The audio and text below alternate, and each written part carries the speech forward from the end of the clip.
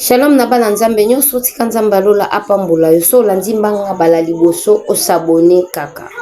Merci beaucoup ndeko nanga ma sœur pona motuna oyo tuninga nzambe apambola yo. Soki motuna ya kotuna ezali botuna ngai nyonso o etali spiritualité na répondre parce que nazwi ngolu. Ezalaki na ndeko moko na yebaka frère nanga azalaka na ba difficulté na mikoleleka. Toye kokutana naye akomaka na mbongo makasi. E nasepelaka na bozwi na ye na pambolaka nzambe en tout cas natondaka na esengo. Me mukolo moko na lali nzamba yekolakisanga source bozwi na ye. Namoni alati barafia lokwa dijar ba cérémonie ya mboka. Bafungoli ba portail na ye bato bazobina lokwa bazebola bazomela masanga. E namoni ndeko ne ya mobali na kati ya vision abimisi mesa atie masanga likolo mesa na ba bouteille ya parfum. Ayebisinga na kati ya ndoto zwa parfum oyo yo pe pompe. Na kati ya ndoto na répondre yeke na koki ko pompe parfum ote eza solo ya mabe. Na yaki kobima na kati ya vision. Na tuni nzambe lakisi nini nzamba talisinga. Espérance. Mutu nyonso asalelaka parfum aza mowei. Derrière toute une odeur, il y a un esprit. Sima ya solo nyonso, eza na esprit oyo ekompanyaka yango. Tango baye ko révéler nga bozwine nga bi wow. Do bozwine eza ya malamu te. Eza parfum ya mauvaise odeur. Et laisse-moi te dire que ma sœur ndeko wana akufa. Ndeko wana akufa tokunda ye. Akufa. Mwana tia photo na ye awa ezate. Menga nazwaka déjà matière na ye spirituellement. Pour te parler de parfum. Deuxièmement, musulman sokazo salela mwasi ba musulman marabout. Bazo salela basi ba parfum ba aya voilà ba bengango aya basukola kango 4 heures du matin avant moyi et s'afficher. Donc il faut sukola mai wana kopangusa te e kauka e kota na nzoto basombaka ba parfum basalela kango na parfum. Et derrière tout un parfum, il y a des esprits. Ndio komona mutu mususu azaka na ba parfum ne soka pompe parfum wana ministre ozape ete. Soka pompe parfum wana député akozape ete. Ye kaka batu ya kombo. Ezaka ba parfum ya séduction. Soki okoti ata na taxi olekani na mobali ayoki solo ya parfum wana il faut asengo numéro. Alukasa la relation na yo alinga yo pona solo ya parfum.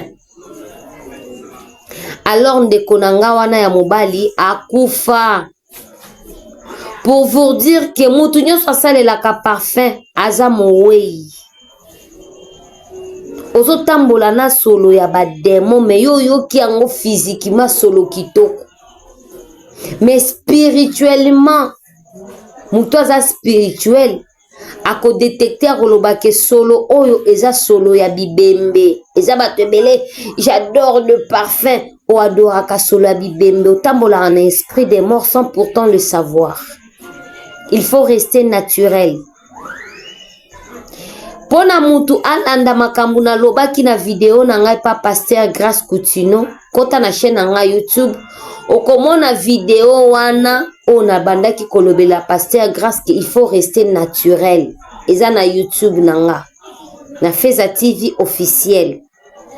Couleur a logo nanga soko beti omo nanga kuna omona vidéo wana ndenge nini azo appuyer batuke la le kabelo na lève pas la spiritualité. Mutu nyonso asalela kabelo a prisonnier spirituel. Mutu nyonso asalelaka fossile aza prisonnier.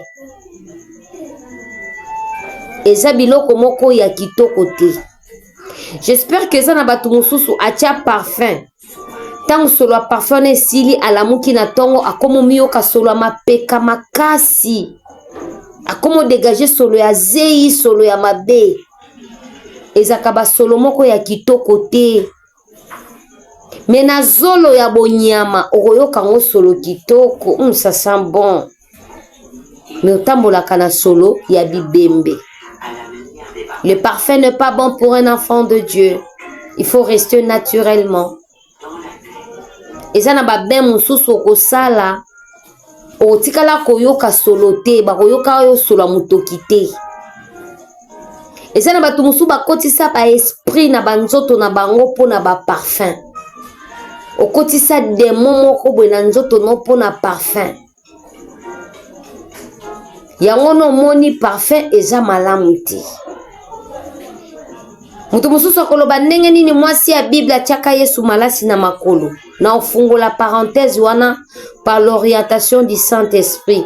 Na oya ko répondre place wana pona bike bato mususu baroya. Bino pe bo exagéraka. Mutu oyo atiaka tembe na makambo oyo eza spirituel, c'est un homme animal. 1 Corinthiens chapitre 2 verset 14. C'est un homme animal. Parfait Zamalamute pour la moine ensemble. Merci beaucoup, que Dieu vous bénisse. Abonnez-vous massivement, partagez et commentez. Osez la question posée, na ko répondre yo tout et sauf rien.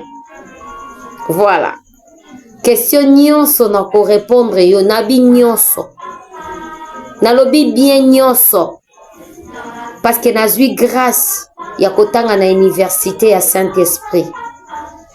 Ma soeur parfait zakito côté soko sale la ka parfum. Il faut ça la prière, il y a dépouillement, il y a ba solo, il y a ba parfum, il y a ba démon oyo kotisa na nzoto.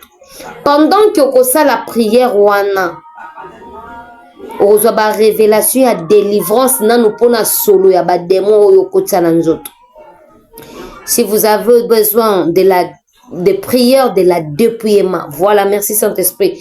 Prière, il y a dépouillement. Orientation, il y a prière, il y a dépouillement. Écris-moi, je vais vous orienter par la connaissance du Saint-Esprit. Merci beaucoup, que Dieu vous bénisse.